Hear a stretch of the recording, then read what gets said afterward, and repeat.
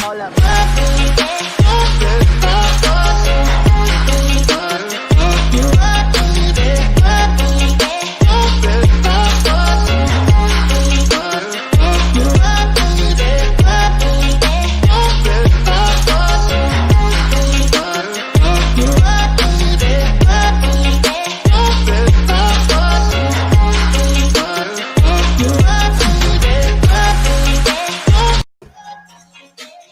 All right, everybody. Hello and welcome to my EdTech Life. Welcome. And I'm excited for you guys to be here today. This is our second show this coming Saturday, or actually this Saturday. I'm sorry, guys. It's just been one of those days, but I'm excited to have some amazing guests here today. You saw the Edugals this morning. Today, we have some wonderful authors that are here. They just recently released a book called Scripted. So I have the pleasure of introducing you to Mr. Bruce Reicher. And I have Miss Paula Neidlinger here today, who are co-authors, and we are missing our third author, Mr. Randy. I know he couldn't make it, but I know he's doing some family things. So hopefully next time we can get you on the show as well, just so everybody can go ahead and meet this wonderful trio of media enthusiasts, media creators, and it's just an amazing show. So teachers, staff members, everybody, it doesn't matter what position you hold. If you are interested in media creation, you have come to the right place, because Scripted is the book. It is your recipe guide for media creation. So Bruce, Paula, thank you for being on the show today. I'm very excited for you guys to be here. Thank you for having us today. We appreciate it. Yeah, thanks. We can't wait to talk about the book and technology with you today and try to give people as many tips as we can, especially with the school year. I know some people have started already, and some people are going to be starting very soon, the 2021 school year. Exactly. So that's something that is great, because as far as what we're looking at with remote learning, content creation, media creation is going to be something that's going to be very big. And I know, Bruce, you were on one of our previous shows, and that's exactly what we talked about. And, we kind of just talked about it just very briefly and just the possibilities. But now teachers, through your book that you guys have written, have an actual guide that they can use and that they can go ahead and mix in with their own personal twist and everything, and just use it for content creation. So this is something that is very excited, and it couldn't have come at a better time. I know we're going through some difficult times since March, and with school closures, and now with plans of reopening, just a lot of kind of anxieties that are happening. Teachers are, what am I going to do? I don't have this experience, but having something like this can be great. And I'm really glad that you guys are here to share this. So first of all, before we get into the book and in the content creation, since I haven't met Paula yet, and Bruce, I know, you've been doing the rounds too through a lot of podcasts and everything. Go ahead and just tell us a little bit. How did you, how did all three of you meet? Can you tell us a little story about that? Sure, yeah. Bruce and I actually met through social media. We are both media teachers in the middle school level. And at that time, Bruce just, I think, happened to see a tweet. Was that correct? Just from me. And saw that, oh my gosh, there's another middle school person that has a TV station and a radio station. And that's kind of how we connected. And Randy, I was presenting at a conference in Indiana. Randy happened to be in my group, and I was doing radio, and so he got in touch with me, and before you know it, all three of us were communicating through social media for the most part, and from there we've been friends and co-teachers, co-authors for about the last 5-6 years now. So oh, wow. That's great. And so, I mean, for everybody who's listening, the power of social media and building up your professional learning network, or like I like to call it, your PLF, professional learning family, because now this group seems to have been sort of now made into a family, because now you've all co-authored a book, and that's something that's great. Bruce, tell us a little bit more about some of the projects that, how you and Paula met, and some of the projects that you collaborated on. Yeah, sure. I mean, I remember the first time I saw that tweet too, because I see a middle school teacher who has a TV studio like I do. Like, I definitely want to meet the person. And then I start seeing she has a radio station. She does movies. She has a movie night. The kids make a website. They do PR. They started a TV station. They had no funding. So they went into the town and they did commercials for all these local businesses that help fund their TV studio. I'm like, that's somebody that I need to know like right away. So I, connected with Paula on Twitter, and then we started direct messaging each other. And before you know it, her station and my TV station, the kids communicated through doing Zooms or Google Meets. We looked at each other's scripts in Google Docs, which worked really well in real time, even Indiana to New Jersey. And eventually we shared content with each other, and, our kids were on each other's shows.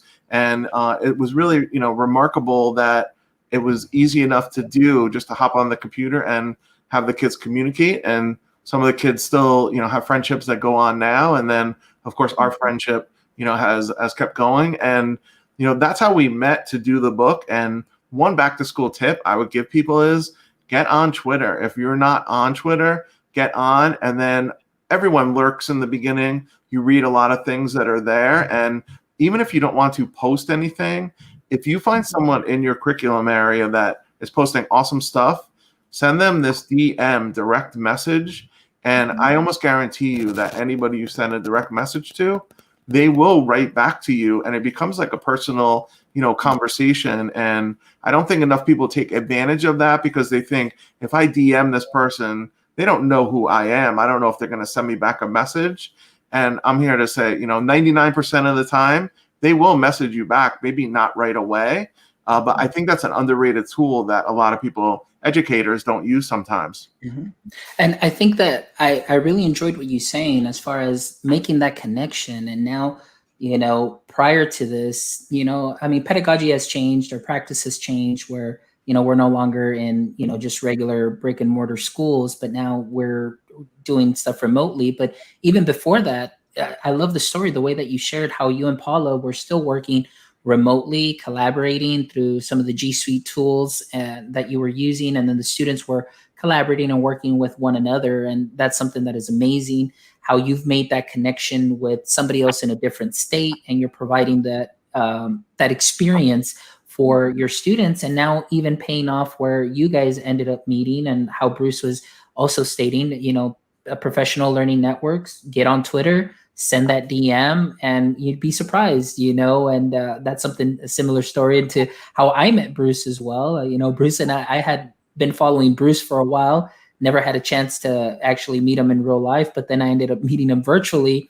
through Global GEG staff rooms, and then we've just hit it off and made that connection. And he's been on the show now, it's his second time, and now with Paula here. Now I got introduced to Paula. So it's just a great family, a great network, and it really is just a tech PD 24/7 party every time. So, definitely get on Twitter. I definitely recommend that. All right, guys. So let's talk a little bit more about, before we get into the book and things of that sort, just the overall, just media creation, content creation.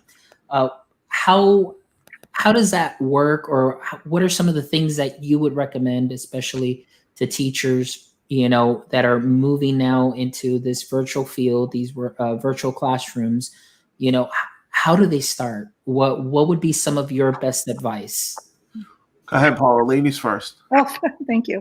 I think right now, one of the things that I think we're maybe running into a little bit is, I think, to keep the focus that media is still the tool. All right. It shouldn't drive everything that you do. And just maybe start small, find one or two things that really work for both you as the teacher and for the student, and perfect those. Don't get caught up in the trap that you have to try everything that's out there, because some people are naturally, they can balance and do a number of things at one time. And some people really, as far as when it comes to media, maybe have limited experience or even resources. All of us are different in that way too. So I think start small, use what you have, learn how to use them, and make sure that you can model them appropriately with your students. Yeah, and I would, concur definitely with Paula, and use what you have is, use the tools that you and the students have. So if you're in remote learning, I did this last year, that we've used WeVideo exclusively, for the show, because the kids have Chromebooks. That's the only editing that works on there, and it works well. But I knew last year when I went to remote, even though the kids had their Chromebooks, start giving them more choices of other projects they could do. And I was encouraging them, use your phone, which they never use their phones in middle school. They, they're put away and they're not seeing. I'm like, use your phone. And then on the phone, there's great apps like Clips for iPhones, for iOS. There's another app called Quick, Q-U-I-K, that goes with it's GoPro software, but it's free. And I opened it up and said, use whatever software you want to use. Here's what the topics are for my particular class. And it doesn't matter to me what you're using to make a public service announcement about the pandemic. Just come up, write something clever, and use any tool that you want. And I really saw the creativity go through the roof, that not only would we video things, but now I started to get things handed in that were done on applications that, which Fonz is incredible, which I didn't teach them anything. I just gave them the choice to say, if you want to use another software program, that's totally fine. Just in the end, either email it to me or get it to me in Google Classroom, and that will suffice. And I really got richer projects that way, instead of keeping the students in one tool, to say you could use any media tool you want. And it could be a podcast, it could be a multimedia slideshow, it could be a wee video, instead of telling every single student to do the same topic and use the same software. And I think that's something that's great, as far as, what Paula said. Number one, keeping it simple, using what you have, leverage what you have. And I think oftentimes we present educators with certain tools that may help, but they are options to what they already do. But sometimes it's like, they I don't know, they just feel like they need to do everything and use all of them. But again, I think it's just as keeping it simple. And even if it's, still, having a little whiteboard and doing some math or doing all of that, that will still just work, because I think it's just about getting the content to the students. So what Paula was saying is just keeping it simple, using what you have. And one of the things too that Paula states is, knowing how to use it, and then that way you can model. But I also like what you said, Bruce, that, if you have those students that, and for a lot of, for most of the time, a lot of the students can really catch on tech real quick. And with their cell phones, they already have apps that they may already be using. And so when you're giving them choice, they can definitely go out above and beyond, as long as you're meeting what's in your rubric. And like you said, I believe those projects definitely would show how, content rich, and just really take it to that other level and giving it their personal touch. So that's something that's great there too, as well. So, and the terrific piece that plays into, along with giving them choices, they have to feel great. I mean, they're not only given choice, but now they're creating something that maybe wasn't even on, the original software that they could use. And I think that really gives them the ownership and the voice of what they're creating, rather than conform to all 30 students in the class, that every single person has to hand in the same thing with the same software. And I think it kind of opens up the creativity to them. And I think with teachers, we want to keep it simple, and I keep it simple myself. But a lot of times I think for the students, it's good to keep it simple, but also if they know some of these other tools, they know Sony Vegas or Vega, whatever it is. I've never touched it at all. I've never even used it. I know it's video editing software. I had a student who used it last year. I'm like, go for it. I don't know how you create all those effects and all those things, but if you have a good plan and you wrote a good storyboard for it, and whatever was in my rubric, then it doesn't really matter to me the tool that they're using, as long as my curriculum was driving the project. There you go. That's great. I love all those ideas. And I mean, especially right now, I mean, just a lot of the anxiousness that teachers are feeling, and a lot of them are scared. This is new territory for them, even though they did get, somewhat of a preview of what was coming this year. But with so much information that is out there, and, so many tools that are out there, it could be very overwhelming. So I think that what you guys have here with your book, like I said, it just couldn't have come at a better time. So let's go ahead and talk a little bit about the book here and just the idea behind it. So I think we already kind of talked a little bit about it, but if you can just expound a little bit more, as far as, first of all, just, how did this project come to fruition? Go ahead and let us know about that. Okay. Do you want me to go first? Yeah. Sure. ladies Go first. ahead, Paula. Paula, you're the one who Okay. started the book anyway, so you go first. Okay.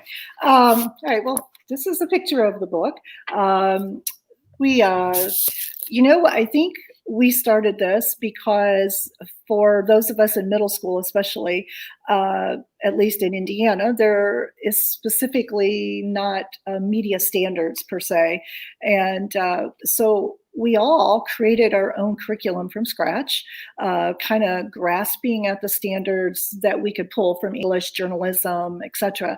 And we talked about, we all do some really cool things. I learned from Bruce learned from Randy, vice versa. And we would always be going, wow, that's a great idea. Wow, that's a great idea.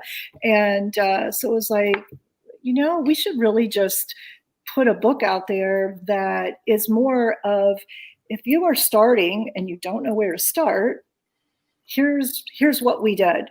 And even if you already have a program, we've made it in a way that it's like, here's some ideas you can build with what you have, or if you have nothing, here's where you start. And we've that was kind of our platform, and we wrote it for about a year and a half, and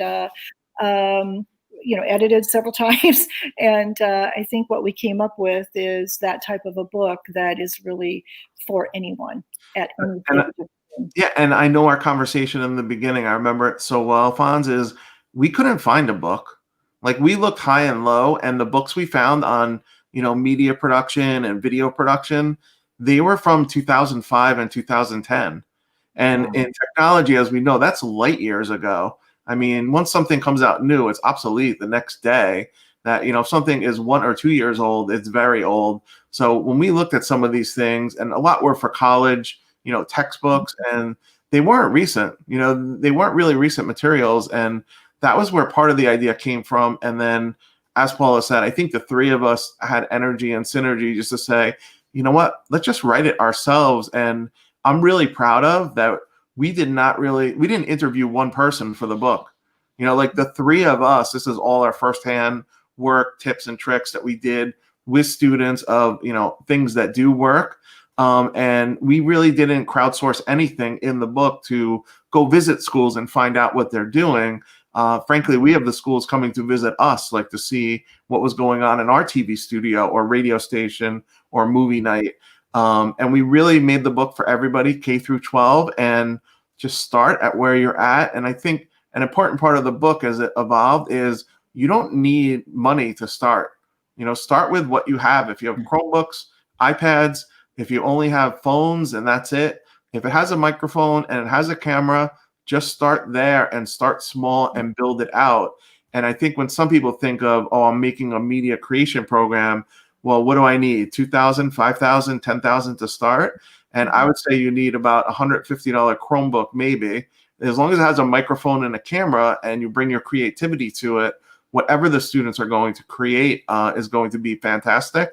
They're going to enjoy doing it. And it does lead to a higher understanding of whatever material in any curriculum. If they can create something from scratch, a product that has audio and video in it, it's very powerful. Oh, and I agree with you, especially, when you talk about creation, and I love that, and because it's very important. It's part of the process of learning where you're allowing the students to firsthand experience, create from scratch, get those ideas, start building up, edit, go back and change. It really does build up a lot of skills that are cross-curricular, like you're saying. And, I think that also just the fact that you're giving them the opportunity. And traditional setting, we have to finish our curriculum by a certain time, so there may not be a lot of that extra or additional time that teachers may say, like, oh, this is just going to be extra time that I'm going to be spending on this. But they can embed so much in there within their curriculum that at the end you're really sharing a portfolio of all the learning that they're doing, and then you're getting a learning artifact and stating, wow, this is where the child's comprehension level is from start to finish. And it's really great because it's really just a video journal, you're taking into account just the progress that they're making. And I love, like you said, all those tips, just keeping it simple. And, a lot of districts are one-to-one, either with Chromebooks or another sort of device, and they all come equipped with a camera and a microphone. And even if it's just recording your audio voice or, narrating over, a Google slide or other sort of presentation software, that definitely serves a purpose. And just like you said, just starting simple, and eventually those projects can branch out, and the teacher doesn't have to be the know-it-all expert. It's just put the tools in their hand, show them a little bit, and then let the students be the creators. So that's great. That's wonderful. And we get the question a lot, like, I don't know anything about technology. Where do I start? And I think the three of us would say, start with your curriculum first. Mm-hmm. Do what you normally do, what you normally teach in the classroom, and just have them as extra choices that the kids could choose. So do you want to write a paper about something? Do you want to do a slideshow? Or do you want to make a video about it? So it's not 100% that you have to go away from what's in the teacher's toolbox to begin with, but just add on slowly. And I really think the students are an underrated tool and gem that are out there, that if they're given the choice, not all of them would pick it. You're going to have all different types of learners in your classroom, but I think a lot of them will pick and choose it, and they're not going to be reliant on the teacher. Where they're going to go for most of the answers, and that's YouTube. They're going to go and go to YouTube to figure out how things work. And I know that's what Paula, Randy, and I also do when we got, new hardware and software in. We were going to YouTube to figure things out, just like the kids do. Yeah. Exactly. And that's what I think that, I love about this. I gave a presentation, I think it was last year in October, actually a year ago. And we were just talking about, Screencastify. And one of the things that I did is I got some IKEA instructions in PDF. And, IKEA instructions are very ominous and very scary, as you're following them. But, for somebody who's just a visual learner and can really see that, it makes perfect sense. But then I also shared how to build the same cabinet, and somebody had it on YouTube. And then I was like, check this out, like the difference. I mean, you've got learners that can follow the structure and follow the instructions, but then you've got the visual learners that I want to see how somebody else is doing it, and the ability that they have to pause and play and rewind. I tell the teachers, this is an added benefit for the student, because as teachers, if you're creating content for them to learn, when's the last time that a student can pause and play a teacher live? I mean, if you pause and play a teacher live, they're going to be kind of like, oh no, I got to keep going. And they may not like that. But here, when you're creating those videos, the child can go in and say, okay, let me see, I kind of missed that little part, pause, rewind, I can fast forward and do those things. And it serves as a wonderful resource. So I definitely, I'm a big fan of content creation, and even now creating tutorials for teachers as well. I've got, I use a program called IORAD, which has a little bit of video, but then it just records all the steps. So I have my visual learners that can follow all the instructions click by click, or it'll also print out as a PDF if they just want to see everything in list view. And so that's something that's great there too as well. So a lot of great options, not only for students and teachers. So that's something wonderful. And I love going back to those tips that you're saying. Sorry, Bruce. No, it's okay. Start with the curriculum. Starting with the curriculum and layer on that, it's golden. What I was going to add to that, of saying, like Paula was saying, keep it simple and know what you know and use what you have, is even a simple thing. Like if you're using Google Meet or you're using Zoom or whatever product you're using, if it can record, which most of them can record, when I do lessons now, I was pre-recording things like crazy in the beginning of March and April and spending a lot of time doing that content creation. And then I had an aha moment saying, just record it in Zoom. I'm sharing my screen anyway. I'm going through my 10-minute mini lesson on video production, coding, or whatever I may be teaching. And I'm actually able to record in a Zoom session, download it, trim it out with QuickTime, the beginning and the end where the students are. Within 5 minutes, I have the video right up in Google Classroom for asynchronous learners. And my point is, you don't have to go learn Zoom or go learn Google Meet. It might be a tool that you use every single day, and it might be, as simple as hitting record. And one other one that I heard recently, I haven't done this, but I have to try this, is take your slideshow, and if you're on a MacBook or you're on anything but a Chromebook, make your slideshow your permanent background. And now you'll become a picture-in-picture, and you can describe to students, and they could see you have that feel. And it's as simple as just taking your PowerPoint or slideshow and just having it as the background. And you're clicking through the background as you're explaining to them what you're showing them. You record it, and you have a really quick and neat screencast that's done. And you're doing it basically live to tape and live to record it and then upload it and share it. Yeah, and like I said, those are great ideas. Paula, anything that you'd like to add to that?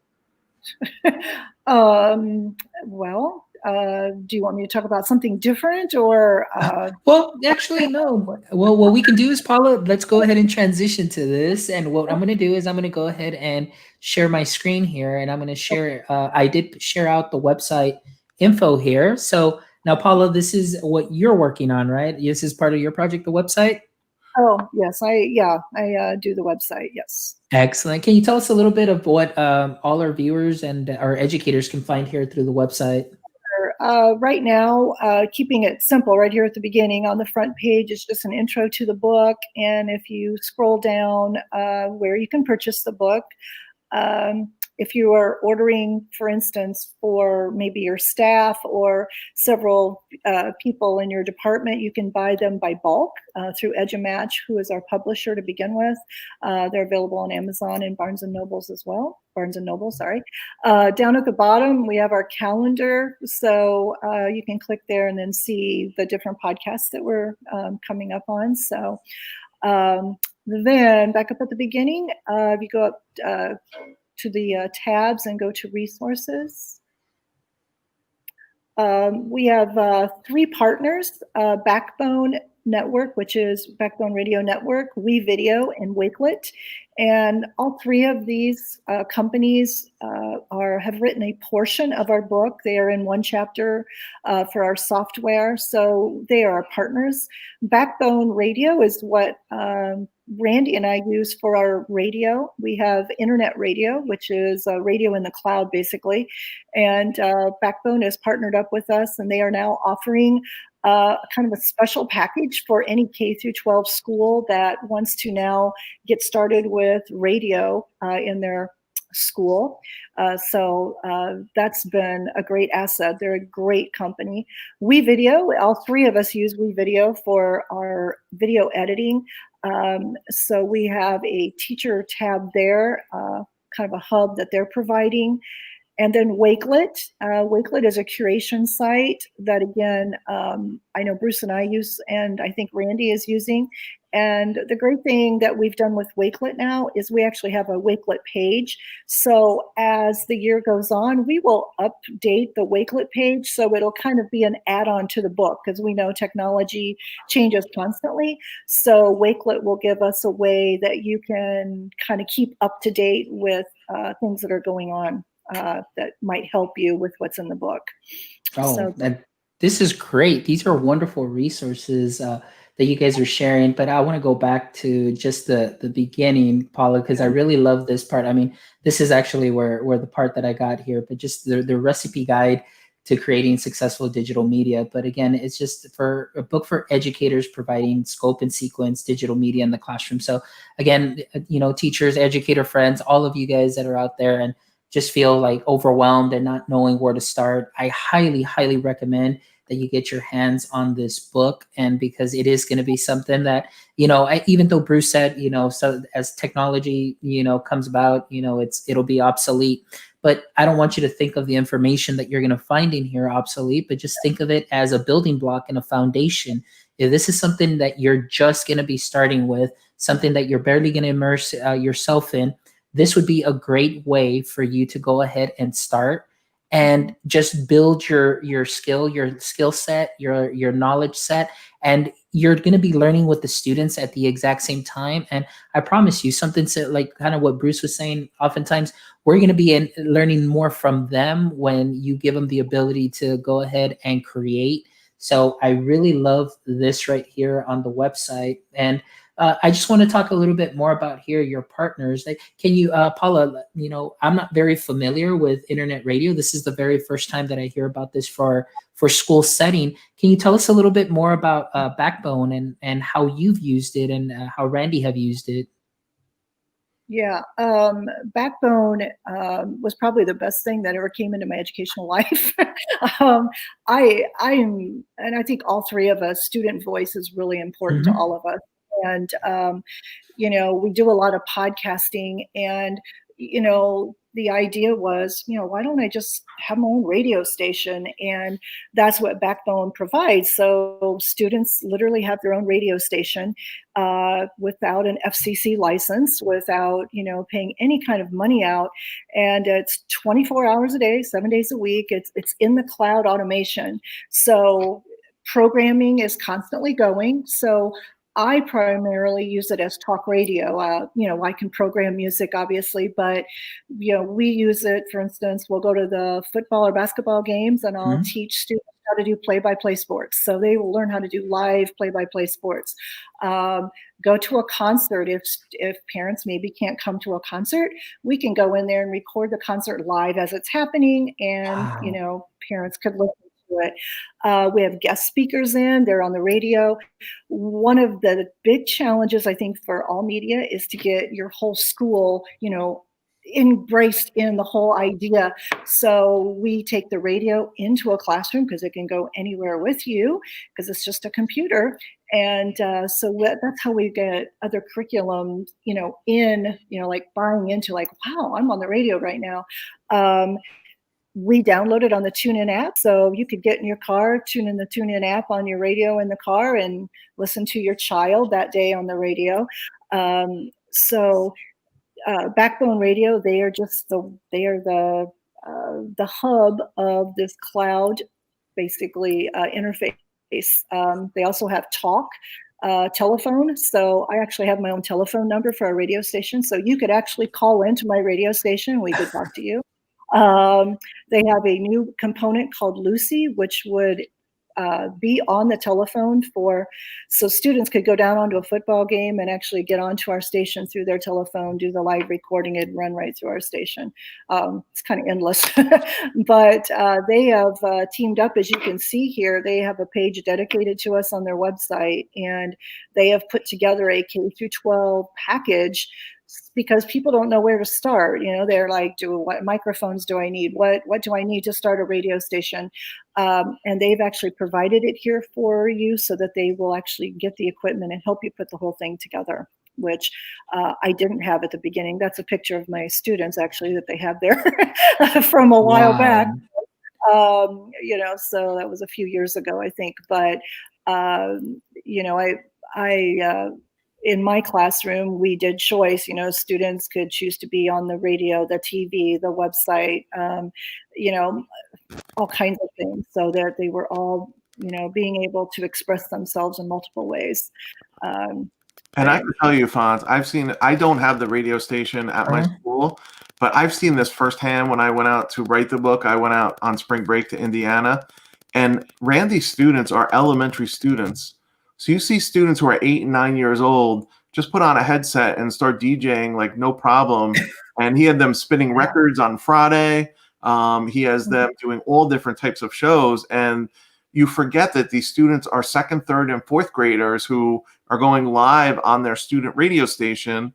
And then on Alexa and other things, you could tune in on that app. And, the thing that is not overlooked with creating media, and maybe one of the coolest parts, is the SEL wellness for students is through the roof. I mean, it makes you feel good. It gives the student a voice, and they can have choice with it of pick what they would like to create. And I've seen Paula's station in action, also Randy's, and I'm actually a little bit jealous and envious that I don't have that at my school yet.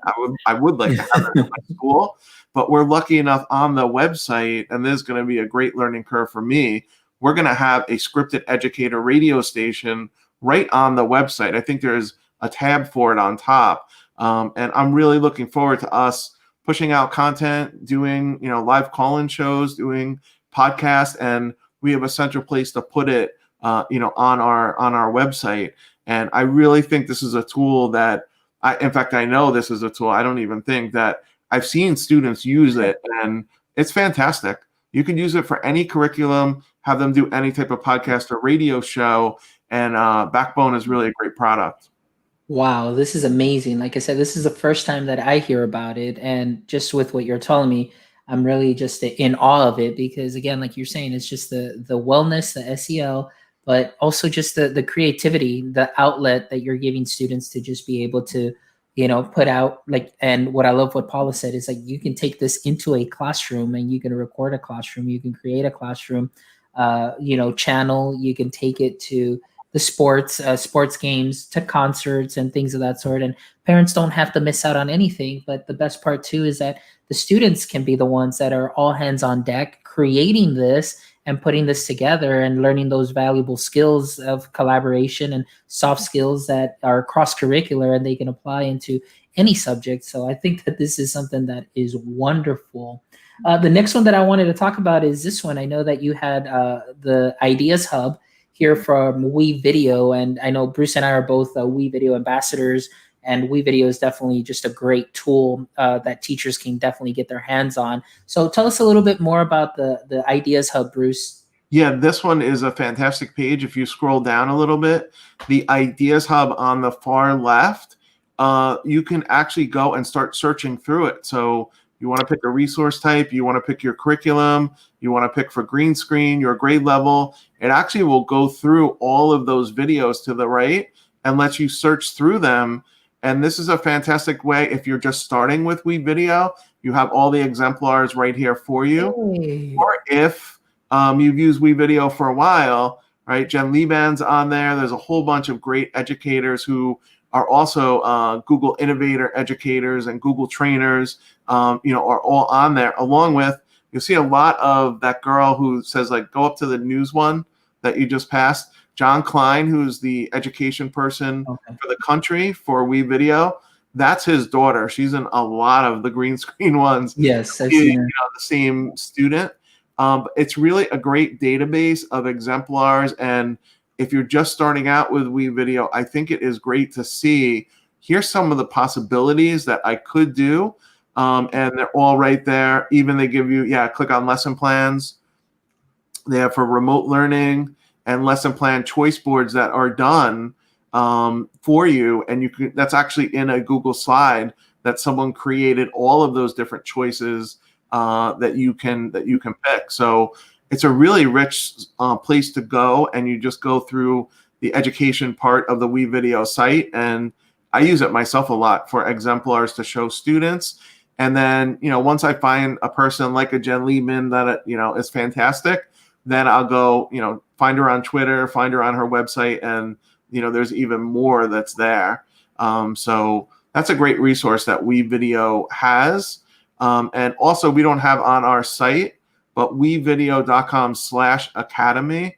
If you're just starting with We Video, those are all We Video free tutorials that show you how to do everything in We Video. So if you never use We Video, you want to try it out this year, wevideo.com/academy would be the place to go. And green screen, opacity, picture in picture, there are 2-minute tutorials that are on this page.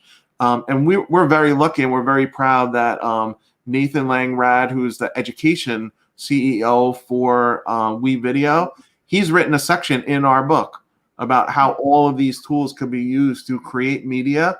And we were so lucky and happy to have him be a part of our book, write a part of our book. And I know all three of us use We Video a lot. And the final point just about We Video and the other two companies too is their customer service is off the charts in a terrific way, that they're very accessible to get a hold of. And if you need help at any point, they're very teacher friendly and teacher centric. And I would give all three of them a shot. Excellent. Yeah. So We Video definitely is a must have, or just a tool to, again, like Bruce was saying, just go ahead and get started, just to build your skill set, build your comfort level up. They've got the Academy, and of course the Idea Hub is great, where they already have resources there for you. So you don't have to go in there having to invent anything or come up with anything on your own. You can just take what's there, put your own spin on it, as long as it's tied to your curriculum, and then you can go ahead and continue there. While you're on that page, Tufan's a place to start. Go to wevideo.com, click on education. In the just go down a little bit with your cursor. Oh, sorry. click on the education tab, and then scroll down a little bit. And just go up. That green button that you just went, there's Nathan Rad. Scroll up, and that green button that you went past on that page, just scroll up on that page a little bit. Oh, right here. There you go. Educators, try WeVideo. If you're trying WeVideo for the first time, don't sign up on your regular email and get the free light version. If you go through here, educators try WeVideo, you can click on that link. It gives you 30 days for free of the full education version. You could put your students in there. You could try it out, give them assignments. And that's the way that I would try out WeVideo. So you get the full version, because just like all other software, there is a light version that doesn't let you get to all of the tools. If you sign up through Educator, try WeVideo for free. It's the 30-day full version where you'll get to try green screen, picture-in-picture, all the things that they have, podcast, everything else. Oh, that's perfect. And so again, teachers, wonderful, wonderful resources that you have here. And the last one, of course, last but not least, is definitely one that I just started following here as well. And you definitely have your Scripted Educators Wakelet page set up. So Paula, tell us a little bit about some of the resources that we can find here on your Wakelet page. Okay. Wakelet I found several years ago as a curation site. And, and I think hopefully everyone understands curation, but, with so much media just at us all the time, Wakelet is this place that provides that holding place to kind of put all those ideas together. So what we've done with this page is this is really just to kind of go with the book. It doesn't replace anything that's in the book, but if you want some ideas, for instance, on green screening or radio or TV scripts or distance learning, as you're seeing right here in front of you, what we've done is we're adding to this Wakelet page for you that is really just, again, to go with the book. And I love Wakelet. One of the Sorry. Page 2, Paula, that we haven't even gotten to yet, Fonz, is the book just came out August 11th. As the school year starts, once the three of us start discovering new tools that probably weren't even out, even until August 11th, we're going to start putting them into our Wakelet site as new tools.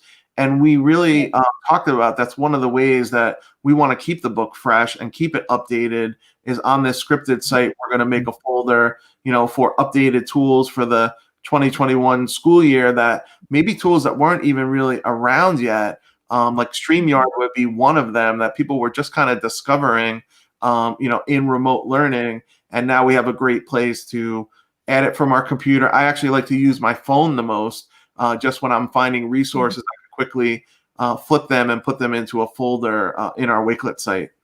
Oh, no, and this is great. And so this is what I love. And so you're hearing it here, teachers, educators, and anybody who's interested in content media creation.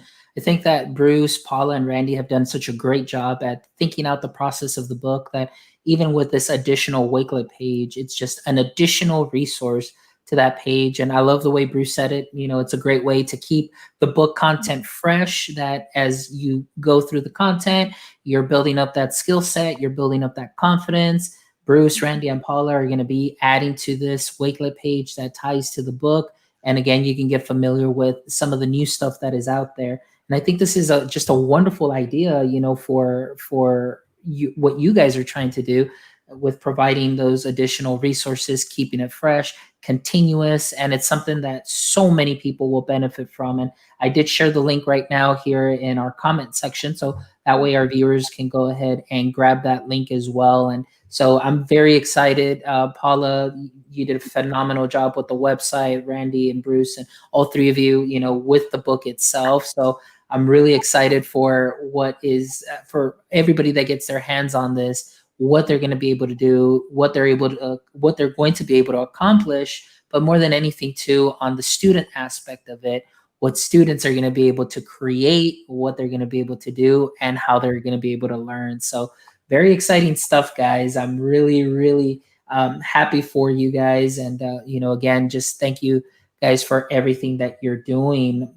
So any big plans? I know, Bruce, you said you're going to be starting school already, this coming week. So I know probably, the podcast, circuit kind of deal might slow down a bit, but let us know, or let our audience members know, where else can they, catch you, either Bruce or all three of you, coming up. And I know you have the scheduled calendar here, which I'll go ahead and show, but, just tell us a little bit about, the rounds that you're making right now. Sure.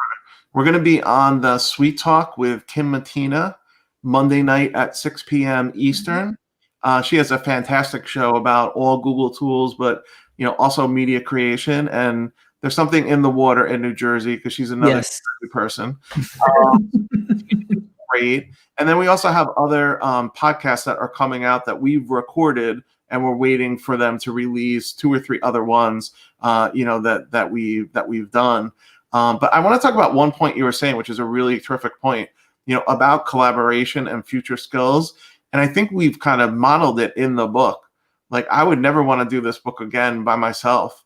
The three of us met, the three of us work together to collaborate, and we're all in charge of everything, but we've kind of, Paula's done the most with the website. Randy did the most with the graphics, and we were very lucky of his wife being a graphic artist that she created the cover. And the more people that I talk to say the cover is what really catches me at first, how it's designed. And I've done, a lot of the podcasting along with Paula and Randy. And it's really a great collaboration that we just go and do what needs to be done. And we don't really think of it as this is our, my piece or someone else's piece. And it's in the book, and it's right at the end. And I think it's one of the most important parts is all of this media ties perfectly into future skills of what do you need to know in 2020, 2025? What skills do you need to know if you do any job? You don't have to be on the radio or do a podcast. And they all tie in perfectly to media creation and production. And I know one that I like to talk about is creativity in this top 10 list that's done. And this is what Google Applied Skills is based off of. Creativity was number 9 in 2015. It's crept up to number 2 in 2020. And I venture to guess that it might be number 1 in 2025. It's right behind problem solving. And any of this media creation covers, all of those different skills. And that's why we think it's important that anybody can create media. You don't have to start big. You can start small and build it out. And we are on a bunch of different podcasts. We're going to try to keep the website updated for you fans and everybody else, so people can kind of follow along once we know when some of these podcasts that we've done, are going to be released.